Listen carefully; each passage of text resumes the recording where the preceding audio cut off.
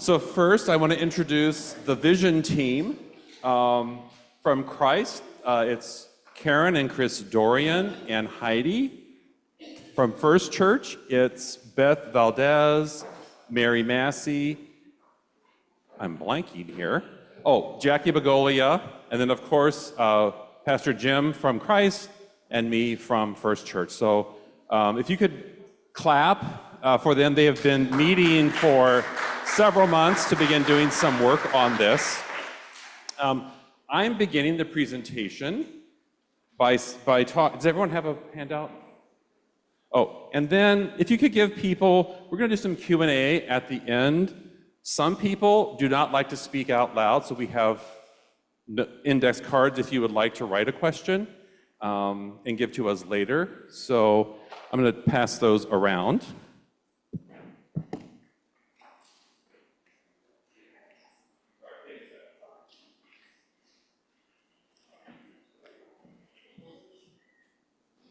All right, so here goes the presentation. Where have we been? We've been meeting as a vision team for over 8 months now, and one of the things we have done is look at some foundational things to our faith as Christians and as United Methodists. So I'm going to briefly go through that with you, share that with you, as well as looking at demographic information. So the first thing we looked at was the mission of the church. The mission of the church is to make disciples of Jesus Christ for the transformation of the world. We looked at that quite a bit. We lived heavily into that, and you'll see as we come forward with our initial vision that that's at the heart of that vision, is the making of disciples for Jesus Christ. The other piece we looked at were the general rules of being United Methodist, or to be being Wesleyans. And so what are the general rules, Methodists? What are the general rules? Do no harm, do good, and stay in love with God. This is really based upon, right, Jesus' double love command when he's asked, well, what's the greatest commandment? And he says, to love God and to love your neighbor as yourself. And so Wesley formulated these into his early societies, and when you met weekly, you're assessed at how well you did in these three areas. Did you harm people's soul? Did you harm people's bodies? You know, and this is why Methodists are known for their social action, because it's a direct outreach of our faith commitment. We can't say that we're worshiping God and then we're harming people's bodies, or that we're harming people's souls. The second one was to do good to people's bodies. So, you know, I love Methodism because it's not a prohibition religion, right? It's not a 10 commandment religion. It's you must be about doing something then. So do good to people's bodies and to their souls. We educated people, we took care of people, we loved one another, we provided food. Remember Wesley, we would go to door begging in London to have money for the poor. Now we're not gonna move into that, but we might. Although I just noticed on the Facebook page in Elmhurst, you have to have a solicitor license. So if we did that, we probably would need a solicitor license so that we wouldn't get arrested. But to do good, and then to stay in love for God, for Wesley meant, you know, attending upon all the ways that the Christian church has experienced God, either through scripture, through prayer, through the sacraments, through the church. And so we looked at the general rules. Following that, we looked at something called the membership vows. When we joined the church, we pledged to support the church in 5 areas. What are they? Prayers, presence, gifts, service, and witness. I love it that the confirmation teachers are saying it the loudest. I love that. I love that, yeah. So we looked at, you know, how might we better live out our membership vows as the church? And finally, we looked at demographics, which is who lives in 60126. And that's the demographic that we chose to look at because that's a demographic that we wanted to focus on. So we asked questions like, who is in Elmhurst by age and race and lifestyle and income and etc. We were kind of surprised by some of this. Should I talk about that now or later? I know I've been sharing this for a while, but by age and race, our predominant demographic are not young families. Our predominant graphic looks like who's here today. The majority of people living in Elmhurst are empty nesters and retirees. I understand that. I understand that. So, lifestyle, very, very different lifestyles depending upon what lifestyle slice you're in. There are people who like to travel. There are people who like intellectual endeavors.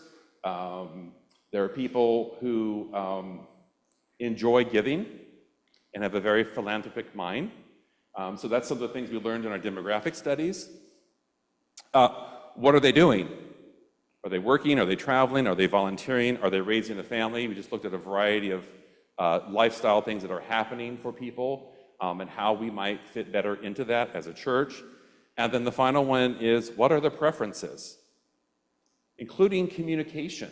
Like, how do people like to be communicated with? Is it US mail? Is it text? Is it email? And it was surprising, given the demographics, what people preferred in their means of communication. We talked about what were their pastimes? What do they like doing in their pastimes? Religion, one of the things we took note, and we'll see this come up later, in religion is that people want a church that looks like a church, and they want professional leadership in the church, and they want traditional music, but the number one thing they want in a church is a warm, friendly welcome. And that exceeds a good sermon by 2 times. So what this says to me is it's more dependent upon you than on us, right? I mean, we have to have a good sermon, but people are more concerned about, am I going to be welcomed in this place? And you'll see our initial vision takes that very, very seriously. I think I'm done. Yes, I'm done. I'm gonna hand it off to Pastor Jim now. Pastor Jim.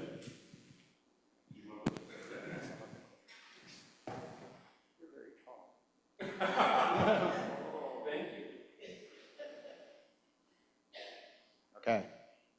Good morning, everybody. I haven't had to speak so far this morning. It's been wonderful. So the rest of the presentation is going to talk about taking a look at what the vision team thought about where we are today and where we need to move forward as we talk about the church and giving life to the church and giving life to the community. And so I'm going to talk a little bit about that if I know how to make it. Oh, look at that. Okay, so fundamental to this next section are going to be a couple observations that the vision team made as we were going around and talking. Okay?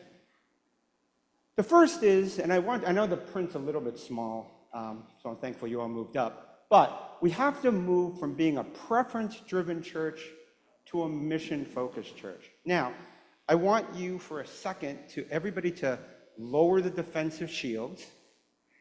And I want to talk about what the difference is between a preference-driven church and a mission-focused church, okay? And this isn't to lay blame, okay. Preference-driven church is a church where a majority of the activities are driven by a relatively small group of people. And they gain this kind of influence, this kind of power, because of their willingness to serve, okay? So you get a bigger voice if you're one of the ones willing to do stuff, right?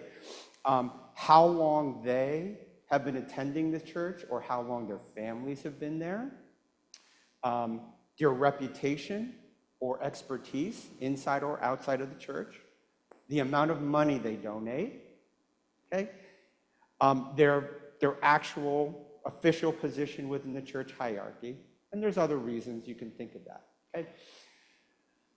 But it occurs to us as a vision team that this has become sort of the predominant model in terms of charting where a church goes and what kind of church activities occur, is that we have kind of evolved into a preference-driven model. Okay? And I was in a class where this was sort of forced home when the instructor said, so when you are in a kind of a strategic meeting gathering, what's the first question that gets asked in that meeting, right?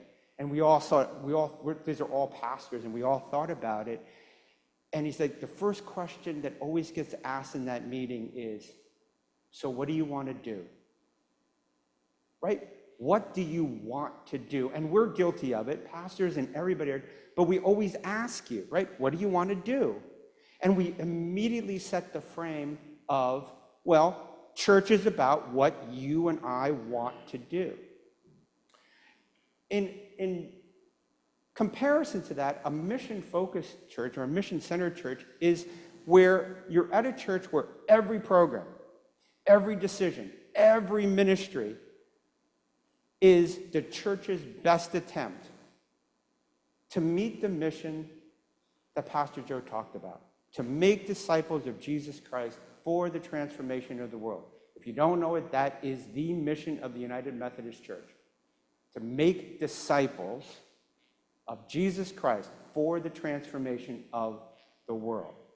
So if you think about this for a second with your shields down, right, you can kind of see how the current church, how we've kind of gotten where we've gotten, right? And it isn't a blame thing, and it's not a bad thing. We are all good people here. But over the course of time, we have leaned into this preference-driven church, and we've kind of lost our focus, right? We've kind of lost our direction. If everybody know Yogi Berra, the baseball player, or heard him, right? I mean, the saying here is, if you don't know where you're going, you might not get there, right? So focus is important, and that's why Pastor Joe and we wanted to lead off with the mission, the general rules, the membership vows. What are we? Who are we? What is the mission of this church? The second observation we wanted to share with you is that if we are going to talk about revitalizing this church, having this church back on the mission that it's called to by God, okay, that lay leadership, that lay empowerment, that lay involvement is absolutely critical here. Okay? We have the other thing that you might recognize sometimes is that sometimes we slip into this pastor-centered model of church, right? The pastor does a lot of things. The pastor initiates a lot of things. Rebuilding, revitalizing the church can't be just one program, right? We're not going to implement one program and then suddenly the world's going to change and it's all going to be right. What we're going to need to do is to have a broad but focused program, right, on revitalizing the church so that as we connect, as we touch people, there's multiple ways for them to engage in the church in multiple different areas. It can't be just one thing. It's not going to be just the right Bible study or just the right book study, and suddenly we're going to be making that kind of difference in our community, right? So this is important. And it also speaks to the fact that we need an intentional plan, okay? It can't be, we're not going to be able to, we don't have the resources, we don't have infinite people, infinite money, right? So what's our biggest bang for our buck? And this is why we looked at the demographics. Yes, we can go hit the kindergarten kids hard, right? But if that's not who's in our community, where do we make our initial investment? Where do we spend our initial time is going to be important, okay? And just so you know, Pastor Joe and I don't get the day off, right? But we need to think about ways that the clergy starts mentoring lay people, right? Starts mentoring them, starts training them, starts guiding them to be the church, to lead this church. Now, if you all have probably been here in church back in the heyday, right? Do you remember why you love this church, why you love your congregations? Is there were a lot of people, and there was a lot of lay participation, right? The pastor didn't run the sewing circle, didn't run every book study, didn't run it, right? Although Pastor Joe could. I can't, but But wasn't that the thing? The community. Right? The community of believers coming together was huge, right? And so revitalizing through the laity is going to be important too, okay? So we took a look at kind of how you could categorize the ministries of a church, what we've done in the past, what things we want to do in the future, and really what the mandate of our church is. Okay? So the unifying factor here is love, is God's love, is God's self-sacrifice concern for the other. And we're called into that same mission. Okay? So the first area is serving in love. Right? Serving in love is probably the most familiar to all of us. On my page. Right? It is the programs and ministries that witness to God's love in the community. So, the clothing center, food pantries, things like that, right? Where we expect nothing, we serve to demonstrate God's love to our community. That one is the first area, okay? The second area is connecting in love.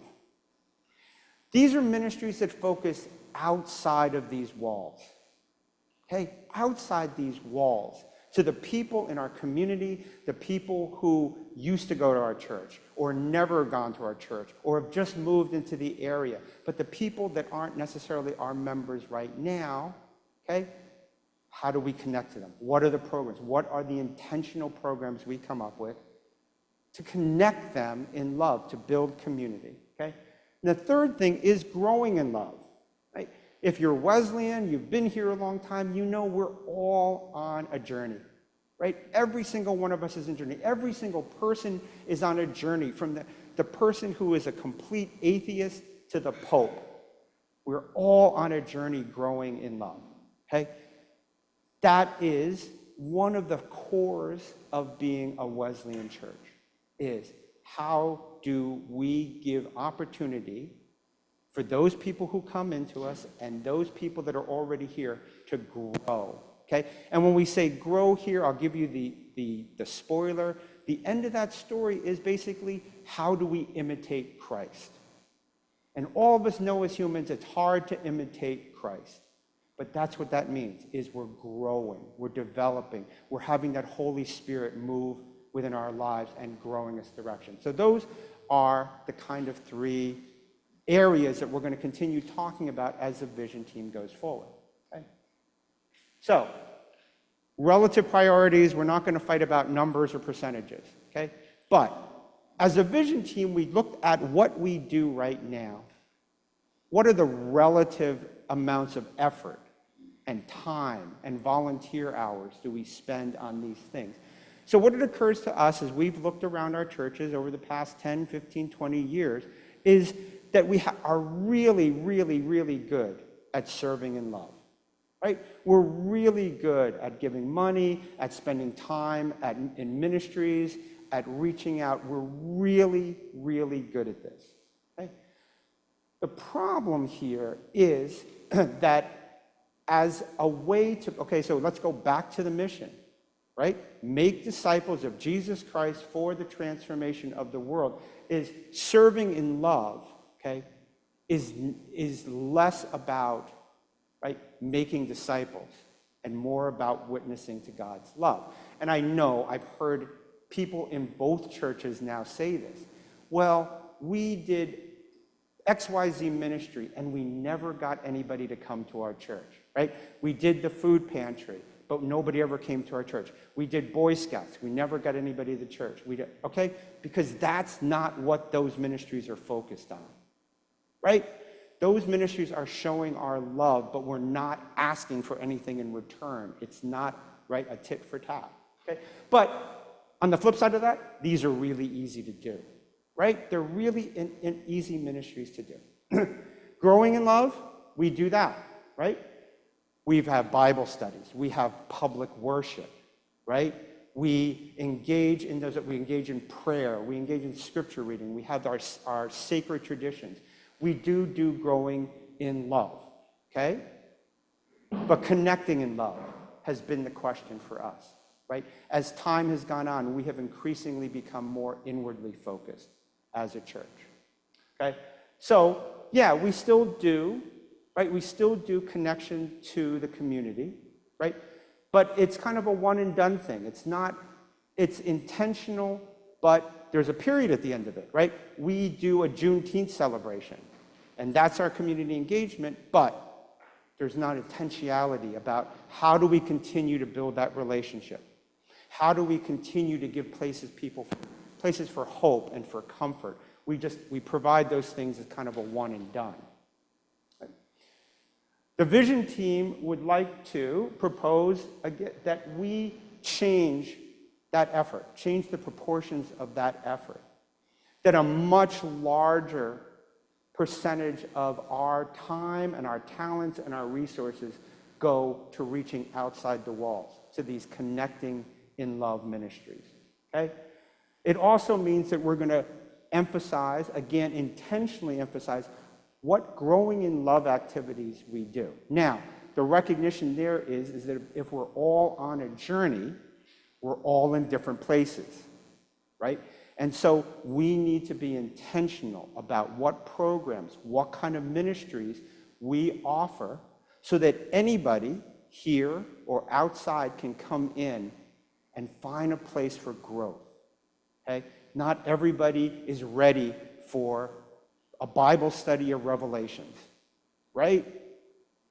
So how do you develop, right? How do you develop programs that welcome and help people along that don't know what sacrifice, don't know what happened on the cross, don't know, right? Only exposure to the gospel is through VeggieTales, right? How do you offer programs for that person and the person who already knows everything there is to know about Revelations? How do you offer growth, okay? We need to be intentional about that. And we're going to talk a little bit about discipleship levels in a second, right? The serving in love piece, we want to evaluate what we're doing now, okay? We're not saying we're killing anything. We're not saying we're getting rid of anything, okay? But if we're going to be intentional about the mission, the membership vows, and the general rules, how do the things that we're doing that serve in love, how do they fit into the plan, okay? We don't have the time, talent, money, resources to do everything for everybody that everything needs to be done in the world. We agree? How does it fit into our demographics? How does it fit into our mission? How does it fit into the people here that are doing the leadership? But the emphasis is a little bit less, okay, as we talk about the vision, right? At least initially, okay?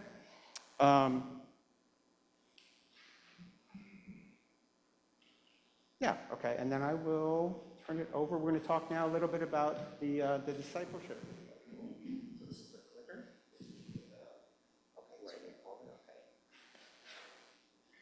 Good morning. I'm Chris Dorian from Christ United Methodist Church, and I'm on the Vision Team Committee. So I'm going to talk a little bit about intentional discipleship, and this is a big part of our growing in love aspect of our program. To start out, I wanted to read a couple of quotes. When we were in the part of the committee all read a publication called Developing an Intentional Discipleship System, a Guide for Congregations by Junius Dodson. And I thought some of these quotes were very meaningful. And the first one is from Matthew 9, verses 35 through 38. Then Jesus went about all the cities and villages, teaching in their synagogues and proclaiming the good news of the kingdom and curing every disease and every sickness. When he saw the crowds, he had compassion for them because they were harassed and helpless, like sheep without a shepherd. Then he said to his disciples, "The harvest is plentiful, but the laborers are few. Therefore, ask the Lord of the harvest to send out laborers into his harvest." The second quote is directly from Dodson himself, I believe. He said, "The problem is not a lack of people. The problem is our inability to see and reach them. We have forgotten why, as disciples, we are called to reach out in the first place." And the third and final quote, "If you try to build the church, you will rarely get disciples. But if you make disciples, you will always get the church." So I thought those were good. So this slide starts to lay out what a disciple looks like at 4 different levels of growth, a road to discipleship, if you will. The first level is exploring, described with prevenient grace and relationship building. A person at this level can be someone looking for a church home or a current member. Opportunities in the church at this level could include attending church, lunch with the pastor, visitor follow-up, volunteer as a greeter at church, or participate in church ministry like crop walk or food drives. The second level is developing, described as justifying grace and foundational beliefs. Opportunities in the church at this level might include participate in a small group or church retreat, commitment to reading scripture or prayer, or sharing your testimony. The third group is maturing, sanctifying grace, sacrificial life.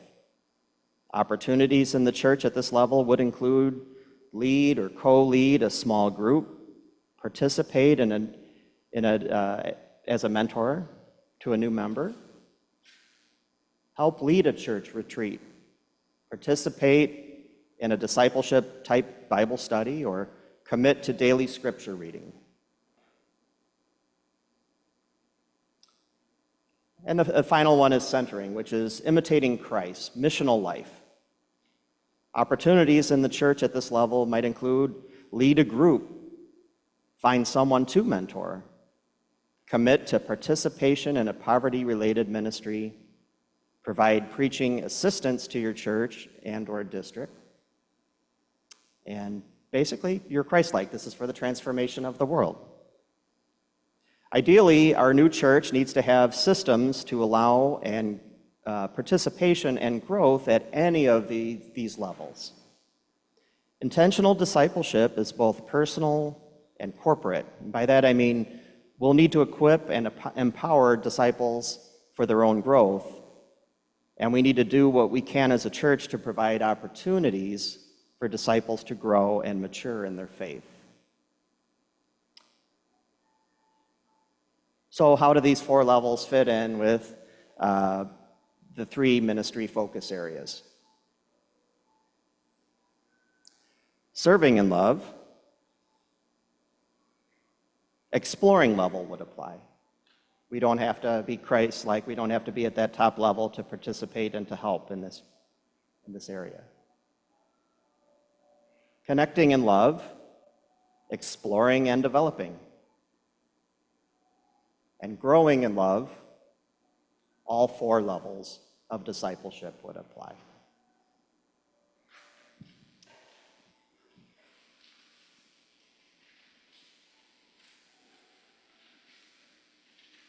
Another thing that Pastor Joe mentioned is that the fact that the Vision team had done a lot of demographic studies. I mean, through our conference, we have access to a tool called Mission Insight that crunches census data, religious surveys, what's the other one?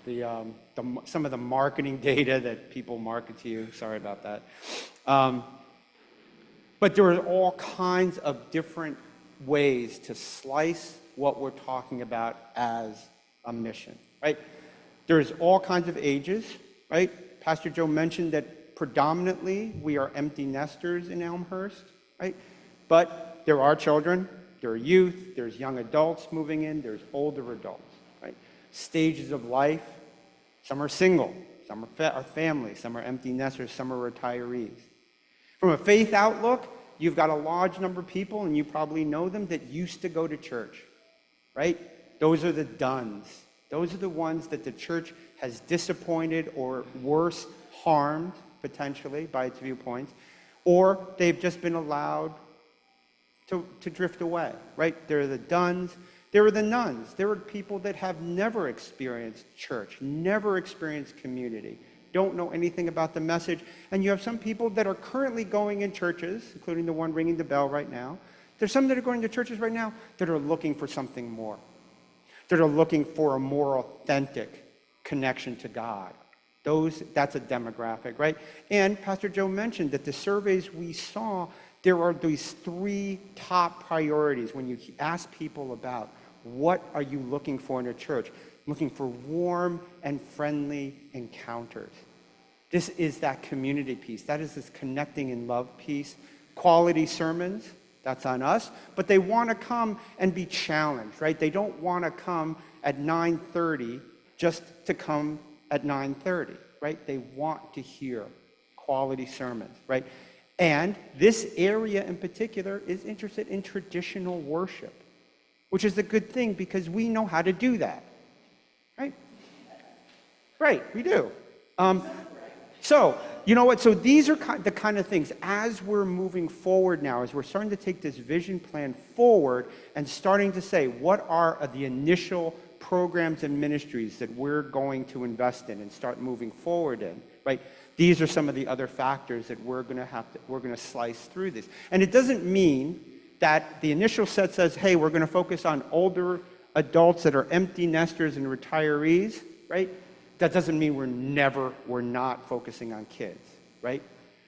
But ministry builds on itself, right? You know how this goes, right? Hey, we got the grandparents in, right? And the grandparent, right? Or whatever, but this is how the church is going to grow, right? We just need to know what's our initial set, okay? So just to give you, some just general kind of examples of this. So serving in love, we have ministry, mercy ministries, right? Food, clothing, right? Things like that we are pretty familiar with. But there's also justice ministries, right? Things that are important, especially has been very active in, right? Anti-racism, education equality, even within Elmhurst, right? Education equality, housing, affordable housing, right? Immigration issues, right? Those are the kind of justice ministries that we can participate in, that we witness, right, to God's love and God's justice. Connecting in love, we have outreach faith communities. Now, the key thing here is it's not just outreach. It's not just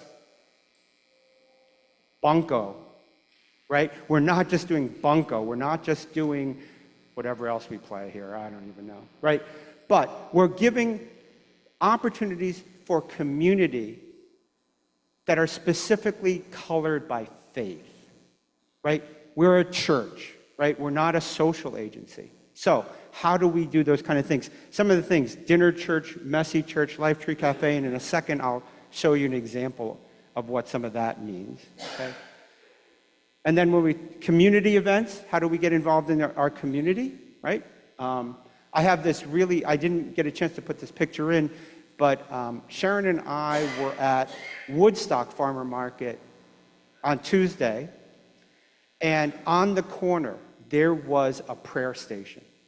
A church had set up a prayer station. It was low-key, had a sign on it, and it had a person there, and if you needed prayer, you could go up and have prayer, right? That kind of visibility, right?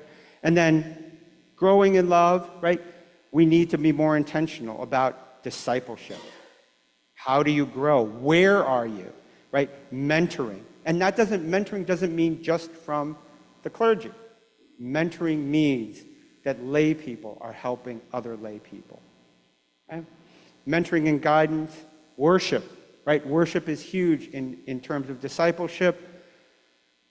One of the things that the Vision team did when we were reading about this is in almost any church study you will see, in any best practices thing, discipleship happens in small group, okay? We are not going to have a meaningful discipleship conversation with all of us here today. But it's in the 3s, the 4s, the 5s, maybe up to the 12s, right? That you can share, that you can grow, that you can struggle with your faith, right? And then our typical Bible study, prayer, those kind of opportunities. That's kind of how that works, okay? So now, as you see sort of an example of that, now, number one, you understand why we have to focus on the mission. The mission is the thing that helps us figure out what to do intentionally on what we're trying to achieve. Make disciples of Jesus Christ. for the transformation of the world. We can't do everything, so what are we going to do, right? You have to focus on the mission. We have to be intentional. We have to be intentional. We have to be able to pick out which of these things is moving us forward. Not every idea is a good idea. I mean, I guess it's always a good idea, but it might not be what we want to invest in at that moment, okay? You need to be intentional, okay? And you can see why we need the whole church to participate, right? Pastor Joe and I are not doing all these things, right? And in fact, when you participate, you are growing on your discipleship path as well, okay? So you can kind of see why that is. I wanted, and some of these things, it has occurred to me, at least to me, I will say, that as I have been going through this, that I'm exposed to this stuff a lot, and I just kind of assume that all of you are too. And the vision team has helped me realize that not everybody reads about this and lives and breathes it, right? So I wanted to show just 2 videos to give you a sense of what some of the possibilities are. And these are specifically in the connecting in love piece, the piece that we want to start emphasizing more. Is the volume up? Okay. Joel, can you turn is the music mic on? Yes, it's still on. All right. I'll just move that over here, and then you can keep that. Okay. All right. So the first video is, you heard me mention dinner church, okay? And they're promo videos, okay? But I think it gives you a flavor to start seeing what some of the ministries that have been working out in the world have been starting to look like, where the church is going as it moves forward. So hopefully this video will work. Dinner churches transform everybody. The Lord really started bringing the dinner church theology to us, the way they did church in that first 300 years while it was an agape church, a dinner church, a table church. And finally we said, well, let's just go back and do what they did. I mean, they brought a lot of people to Christ, functioning that way. The vision that we had of our own family around our family table, and the discipleship that happened, the conversation that happened, the relationship that happened, the fights that happened, the forgiveness that happened, the laughter that happened.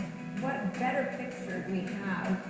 And how better is it to bring people to our table for discipleship and to share the love of Christ over food? When you come and you sit down, the idea is to be a child of God in the midst of other children of God, and that God is going to meet us wherever we are. Get to meet people that you don't normally meet at 11 o'clock on Sunday morning. And those people have made this church. So if they just keep coming and keep seeing the love, of a shared meal, eventually, their heart will be turned towards God. Our church's been here for 14 years. We had not one person from this community come in them doors and stay. Not one. Now we get 80-some every weekend.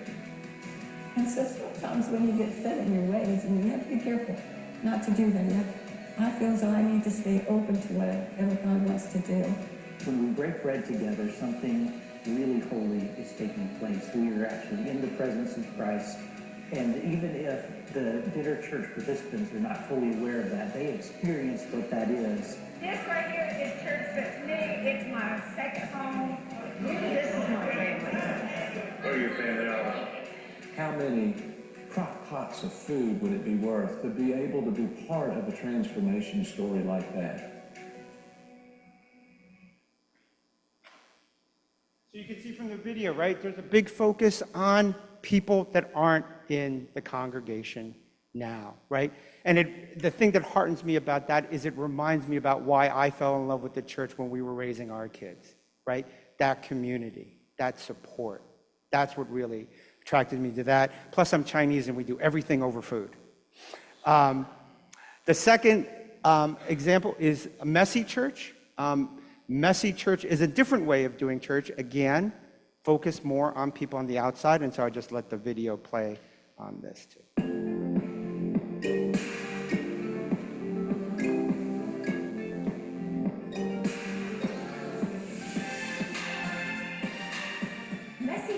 a way of being church where everyone is welcome, especially if you've never been to church before. You can expect to find a diverse community with every child accompanied by an adult. You'll be invited to explore a Bible theme through craft, food, science experiments, sport and nature. And there'll be a short celebration with a story, song and prayers. A messy church wouldn't be complete without food. Around the table or maybe a picnic rug is the perfect opportunity to make new friends and notice together where God is at work. I really thank God to see God at work in Mercy Church today through the lives of our children. Based on the values of being Christ-centered for all ages, creativity, hospitality and celebration, Mercy churches come in different shapes and sizes. Most gather monthly at a time and place that suits the local community. You might discover a Mercy church goes wild that meets outside, helping people encounter God through nature, encouraging us to be more eco-aware in all we do. You might be wondering why it's called Messy Church. The name allows us to get messy as we create and celebrate in a playful way. It also gives us space to come with our messy lives and know that God is with us in all things. We love to come to Messy Church because it's a family event. It feels like we're coming to meet people with like-minded ideas, and I really like the feeling of just being included and welcome. My favorite thing to do at Messy Church is making the cookies. Messy Church started in an Anglican church in the UK in 2004 and has grown into an international movement, operating across a wide range of Christian traditions. This is not church for children, it's church for church. It's church for everyone. VRF is the home of Messy Church in the UK. It is passionate about enabling people of all ages to grow in faith. Check out the Messy Church website and look up a Messy Church near you. We hope you'll visit one soon. There's already, the Messy Church has moved across the world, like they mentioned. That was the UK video, which is a lot better, but there is a whole US organization, right? And the nice thing about these kind of programs is there's already training, there's already material, we don't have to home grow this stuff, right? We can work on the shoulders of, we can sit on the shoulders of giants that have already done some of this stuff, right? Which helps us in terms of our resource use, right? We don't have to build all this, right? But I just want you to think for a moment there, how much easier would it be for you to invite your neighbor with the young kids to a Messy Church once a month, right? Or how much would it be easier for you to invite your neighbor to come to a dinner church and experience the fellowship, right? Hear a short message, right? Still faith-based, right? But instead, I mean, I'm not gonna lie, right? As opposed to inviting them here at 9:30, right? How much easier would it be? How much more opportunity do we get to talk and show the love of Jesus when we do that, right? So that's just a flavor of it, but I just wanted you to see that there are a lot of efforts now going on, the industry, I don't know what else to call it, the industry, right? To figure out how we get the church outside of these walls. That's the connecting in love piece, right? Focused on the mission, connecting in love, right? And once people start coming in, of how do we welcome them and how do we start growing their discipleship? That's what we're here for, okay? So, sounds all good. What's next? So I'm gonna turn it over to Karen.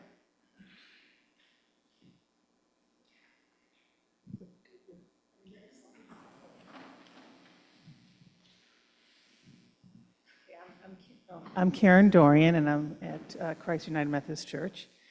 And I'm working on what's next. Like, what's the next part to work on for the vision team and administration team, admin team.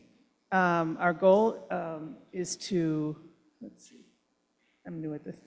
Our goal is to have a solid merger plan ready for consideration by October.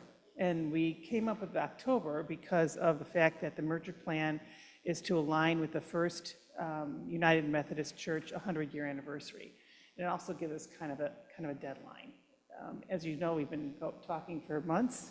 We could talk for months, you know what I mean? So it's that's kind of our goal, is to do that. And the vision team is our goal for our team to continue is we want to create a vision statement, which is overwhelming in itself, to have a sentence that's going to describe what the church mission is going to be. And it kind of was very appropriate to have Pastor Joe's sermon this morning about moving that big stone. Like, how overwhelming is that? So that's going to be something that we're going to need a lot of guidance from God to get a sentence or two to get a vision statement. It's just overwhelming. We're going to focus on, We're going to focus on creating and implementing an intentional discipleship system to begin equipping the existing congregation for the future. So we're going to try to work with our existing congregation and what we can do to promote discipleship. We're going to worshiping together, which we're starting to do at now. That's one way of doing it. Administrative meetings together.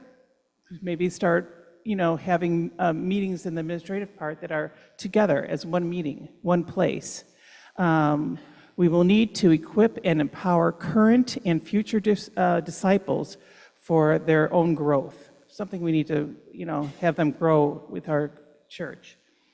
Do what we can as a church to provide opportunities for disciples to grow and mature in their faith. Okay. And the next one is to identify initial set of missions and programs based on community demographics. So we need to evaluate our current and future missions to make sure they are growing disciples. And that's kind of what Pastor Joe was talking about. We do have a lot of missions. We do have a lot of big, but are they growing discipleships? Are we growing the discipleship? And the next part is kind of the admin team, what they're looking from us and what they're going to be working on next. The admin team they've received completed appraisals and building sustainability studies on both buildings. So both of them have been received. I know it's taken a while for plan to get received by, but we all got it already. And our property plan, the vision team input, what our input is on the property. And our input would be targeting a space for a congregation of 100 people. How many people does this sanctuary? Oh, it does, yeah, 300. Yeah, oh, I forget, yeah. So as we all can see that both of our churches, we're not getting a lot of people in, and we're trying to move, most churches like Pastor Joe and Pastor Jim were saying about reaching out to the community. So meeting in large buildings, in large spaces like this is probably, we don't need a 300 building space, we need 100. If we need more people, maybe we could do 2 services instead of just having a bigger space. Things like that. Community gathering space. Maybe areas where you're coming in, this is the more, areas where you're coming in, and we need community gathering spaces for areas with the community and things like that. Small groups. As Pastor Jim was saying, we need small group areas so that we can work with, anywhere from 3 to 12 people in a space. Welcoming areas. So as you come into the building needs to be a little more welcoming. Maybe there's different zones in the foyer as you come in. It's welcoming to have brochures there. They're going to have a little seating area. You're going to, things like that we are welcoming to the area. Self-investigation areas, like prayer rooms, things like that. If you just want to go to be inward, to be yourself. Food and beverage services, things like coffee stations, continental breakfast area. Again, we're gathering and we're just talking over food and things like that. Building sharing. Maybe we'd have a building space that if it's bigger, we could share it with somebody else. Like whether it's the Montessori school, that's what they currently do here. That we could share it with city or park district areas and facilities they may need, or other non-for-profit or organizations. So we need to get other people into the community out to maybe share the property with us. we're also looking then at staffing. They're going to be needed for staffing. Do we need, one pastor? Do we need two? Do we need 1.5 pastors? Things like that. The financial planning and governance plan. And then we're looking into setting a team. Let's do that part in there? No. Okay. We're looking into sending a team to the Leadership Institute 2024 at the Church of the Resurrection in Leawood, it's in Kansas, from September 25th to 27th. It's Pastor Adam Hamilton, and that's the largest Methodist church in the country. And there are also other opportunities for leadership education. And meaning leadership education is anything from the administrative duties to worship. So it's kind of the idea where if you don't know what to ask, you don't know. You know what I mean? So maybe we need to go out to other churches, other communities, other places to see how their foyer is, to see what their rooms are like, because we don't know what to ask. We've never built a church from the ground up. So kind of looking at other churches and other areas to see what their buildings look like, what their programs look like. And so if we can have some people that would want to go to those kind of leadership or team building things, you can let Pastor Jim or Pastor Joe know, and we can, because there's other opportunities. We all don't have to go to Kansas. There's some things in Schaumburg and other things like that where we can start outreaching to the community to see what's already out there, and then we can ask more questions. So that's it.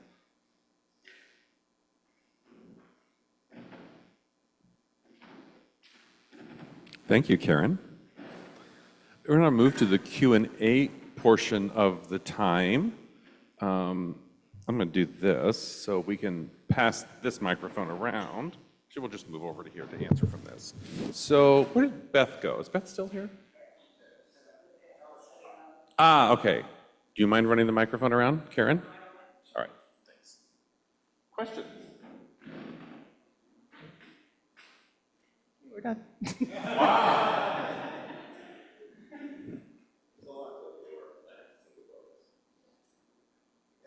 That's great. I mean, I would like to see some of that demographic data. I am curious. I'm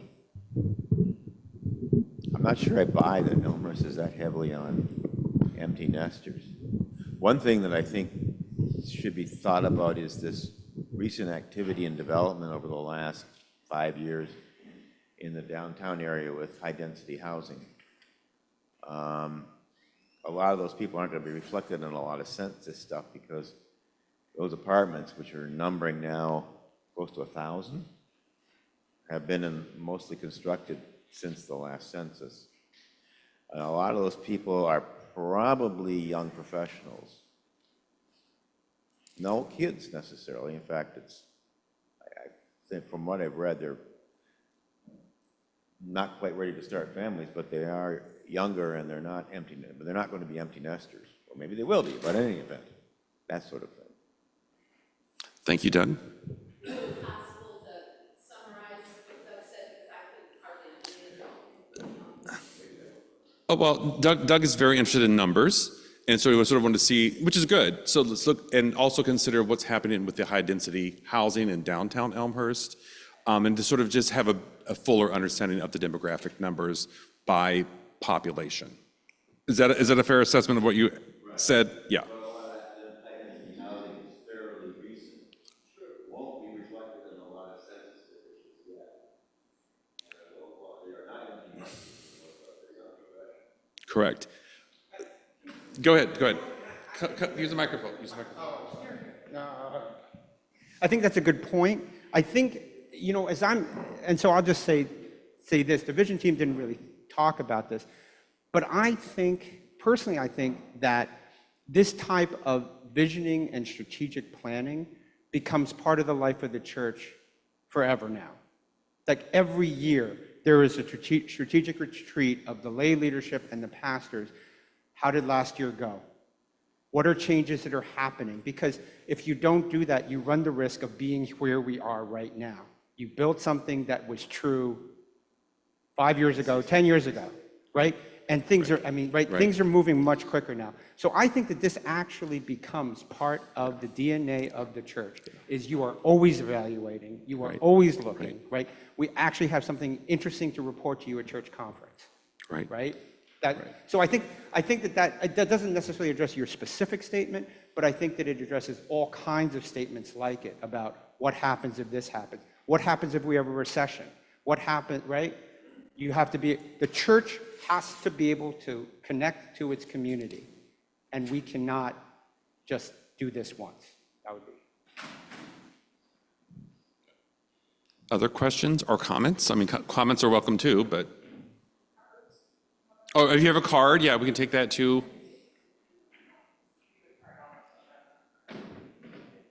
Being a mission-minded person,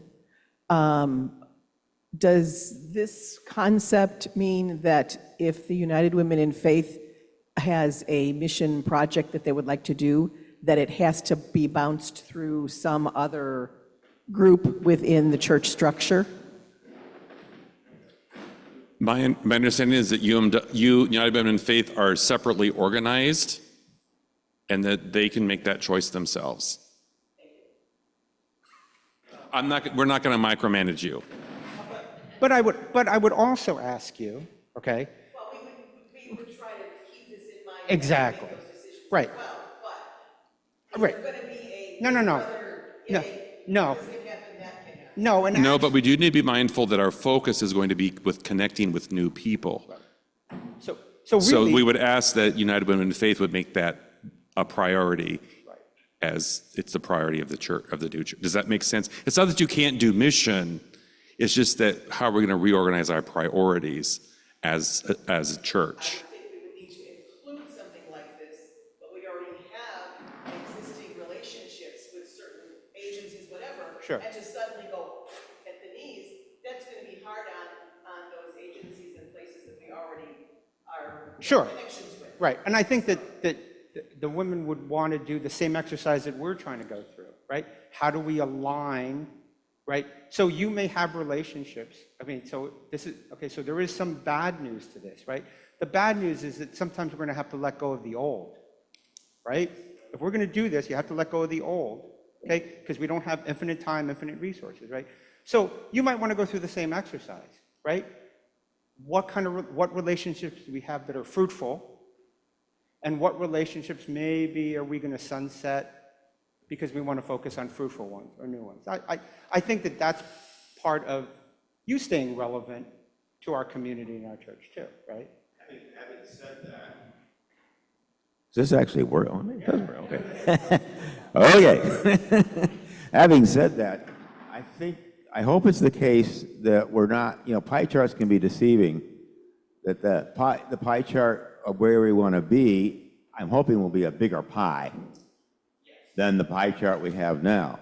So proportions might change, but that doesn't mean, that everything is falling off a cliff or whatever. That's good. Thank you. That's good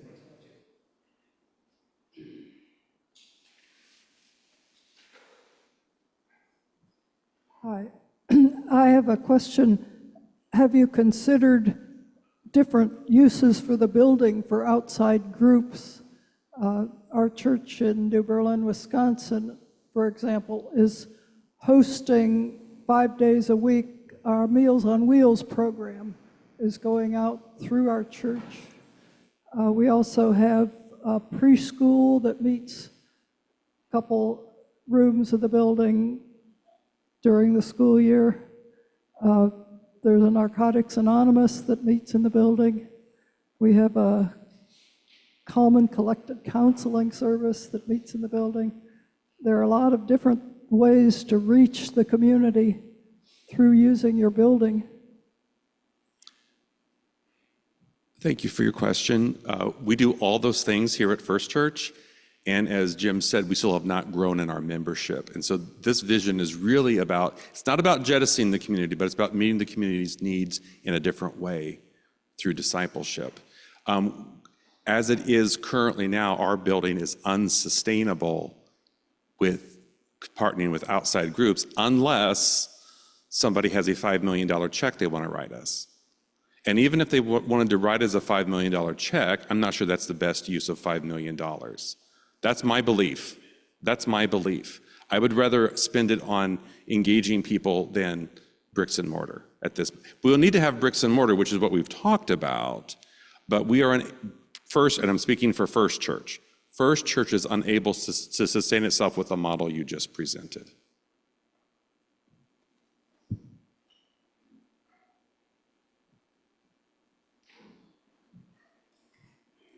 This is just a really simple question.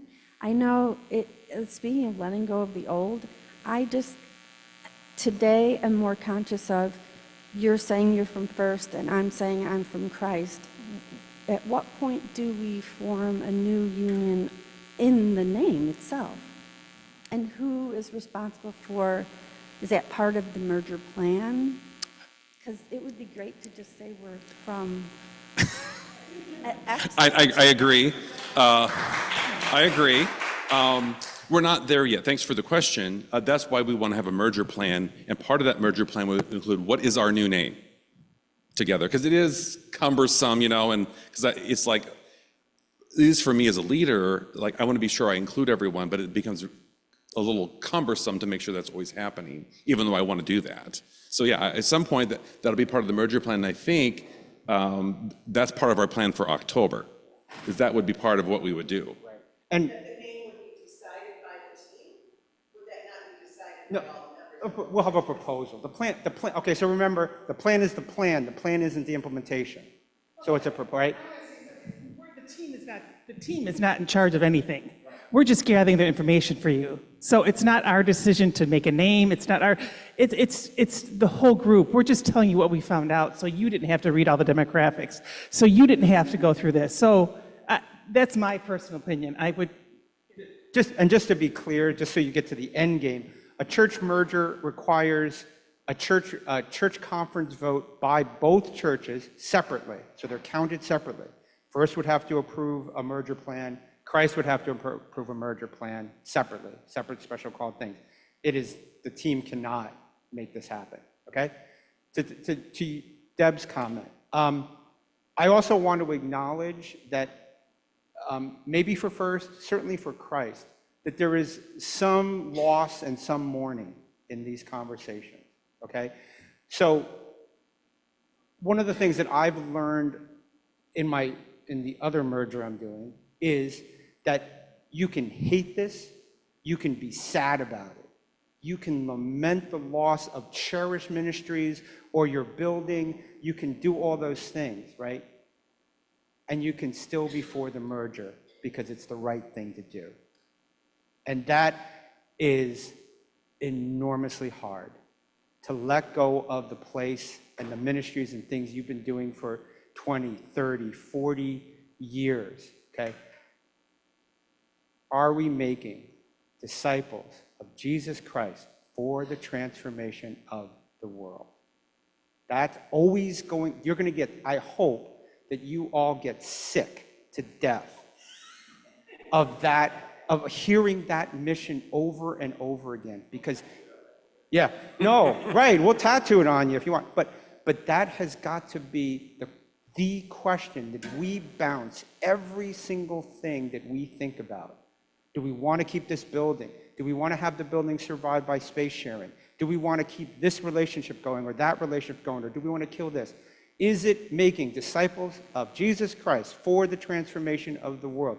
If that answer is no, then we probably don't want to be doing it, okay? But we might, okay? There's other reasons to do, but that has to be the question.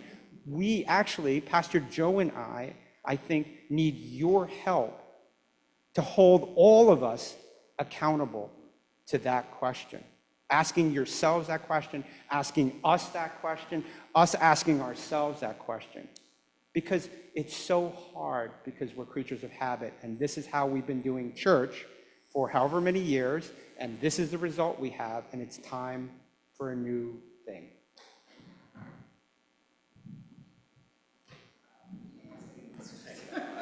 I was just going to say, I think it's important that we all start to get in the mindset that this is our church. And I think we feel like we're out of control, that other people are making decisions for us, so this is our church. And I think personally, I think we need to be less focused on the buildings. We're the church, right? And I think that it's easy. I think Christ Church might think, hey, we're being gobbled up by First Church and it's their building and their ways. I think it's important that we all work together and even though we're not officially merged or want a new church, I think we need to start thinking that, we're part of the same community and we can all talk to each other. So that's it.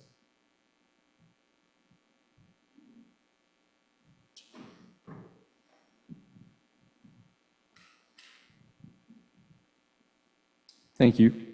First, I just want to, if I can, for anyone who cares, to just thank the Vision team for all of their efforts. This is tremendous, tremendous work. For what it's worth, I just want folks to know I'm very much for the merger. I think it's absolutely the right thing to do. I also know because of what I do professionally, I know the demographics in Elmhurst very well, and I just want to share a thought that while I like the 3 focus areas and completely understand and agree with the need to shift priorities to be more relevant going forward, one thing I'm struggling with is to see how a focus on older adults, empty nesters, retirees, put myself in that group, is a strategy for growth going forward. I struggle with that, right? I'm struggling with that. Because the thing about it is those 2 population demographics are growth areas, meaning there's more and more people who are seniors every day and more people who are empty nesters every day in this community. But my concern is that I feel like they tend to have already established their faith practices and their life priorities. And so, and I'm, I hope, Jim, thank you for shaking your head because I'm just throwing perspective out there, but please understand I'm for the merger. But and then when I see the sample ministry videos like the Dinner Church and the Messy Church, I think those look fantastic. I think those look great. And I wrote down, they both feel very family-based, not really focused on empty nesters and retirees. And I wrote then I wrote, how does Messy Church fit with the need for traditional worship? Because, and again, it's going to be that push and pull of who we're trying, where growth is. And I guess my struggle is I don't know that I see that growth is in empty nesters and retirees for the long-term future of our church. Because, please, I'm just going to look around real quick, don't anybody get offended, but to think like, let's grow this congregation to look more like us doesn't seem like that's future focused. So I'm just trying to be really honest. I'm not trying to offend anyone. I so appreciate everything everybody's done. I like the plan. I guess I'm asking myself if that's the right demographic we should be focused on. So I just want to throw that out. Thank you, Jim. Are there other questions or comments? All right, thank you all so much for your patience. If you have written on a card, please, give it to me. I'll be at the back door. You can hand it to me before refreshments. But I've asked Dick to lead us in number 2120, which is in the Faith We Sing, which is Spirit of Gentleness. So please open up to 2120, and then we will be adjourned.